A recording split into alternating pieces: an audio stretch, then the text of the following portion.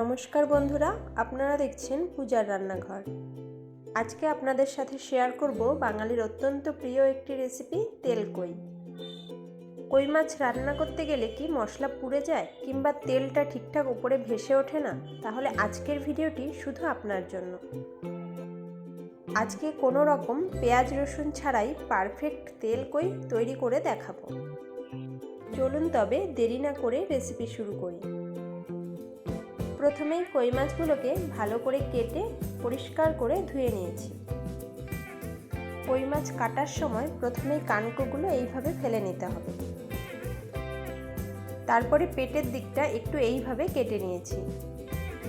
এর ফলে ময়লাগুলো বের করে নেওয়া যাবে, কিন্তু ডিমটা বেরিয়ে আসবে না, ভেতরেই থেকে যাবে।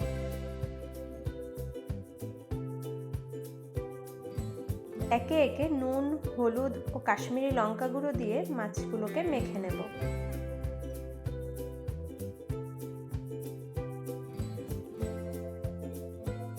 প্রতিটি মাছের গায়ে নুন হলুদ উল্টে পাল্টে সমানভাবে মেখে নিয়েছি। রেসিপির জন্য নিয়েছি আদা বাটা, ধনে বাটা, জিরে বাটা আর কিছুটা কাঁচা পাকা লঙ্কা বাটা।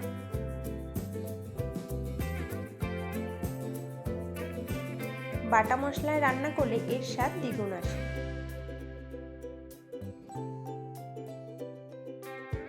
কড়াইতে বেশ কিছুটা সর্ষের তেল ভালোভাবে গরম হলে মাছগুলো দিয়ে দিচ্ছি। ভাজার সময় দেখবেন মাছগুলো হালকা বেঁকে যাবে। উল্টে দিয়ে একটু চেপে ধরলেই সোজা হয়ে যাবে।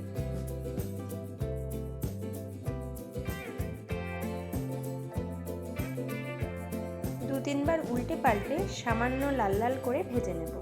খুব বেশি কড়া ভাজবো না, না হলে শক্ত হয়ে যাবে।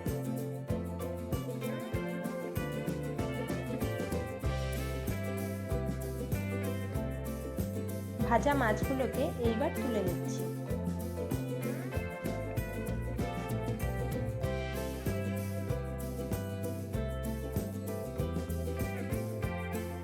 বাকিগুলোকেও তেলে ছাড়ছি।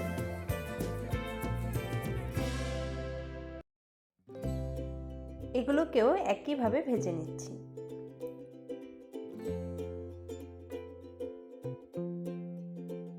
সবগুলো মাছ ভাজা হয়ে গেছে। ওই তেলের মধ্যেই আরো কিছুটা তেল অ্যাড করলাম। এরপরে ফোড়নে দিচ্ছি কালো জিরে,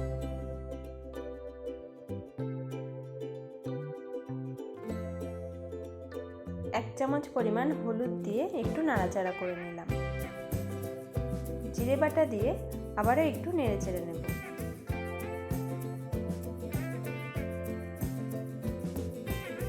দিয়ে দিচ্ছি ধনে বাটা ও আদা বাটা। এটাকেও সবকিছুর সাথে মিশিয়ে নেব।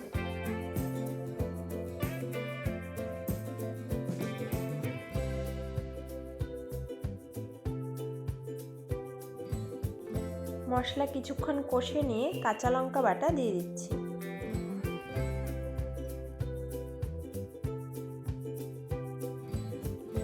সবকিছু মিশিয়ে নিচ্ছি।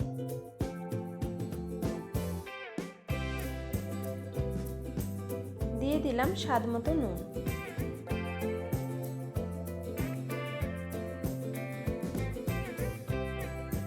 সুন্দর কালারের জন্য কাশ্মীরি লঙ্কা গুঁড়ো দিয়ে দিলাম।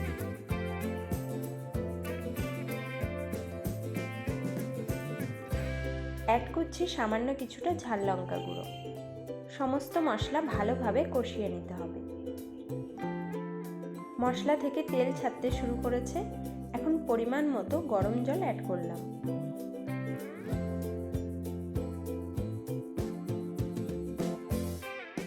জল দিয়ে ভালোভাবে নেড়ে চেড়ে সবকিছুকে ফুটিয়ে নিতে হবে।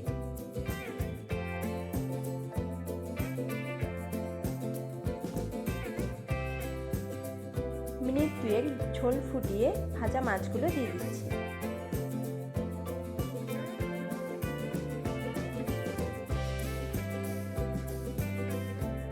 এভাবে একটু নেড়ে নিলাম।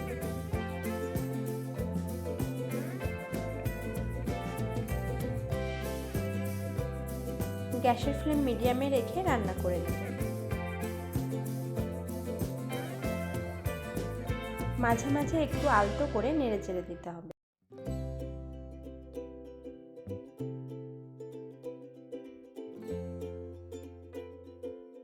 ঢেকে রাখছি 2 মিনিটের জন্য, এতে মাছগুলো খুব ভালোভাবে সেদ্ধ হয়ে যাবে।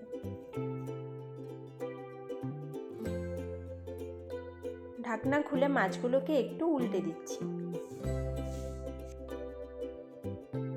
এতে সমস্ত মশলা মাছের মধ্যে খুব ভালোভাবেই ঢুকে যাবে। ওপর থেকে কিছুটা ধনেপাতা কুচি দিয়ে দিচ্ছি। দিচ্ছি কয়েকটি চেরা কাঁচা লঙ্কা। নেড়ে চেড়ে মিশিয়ে নেব।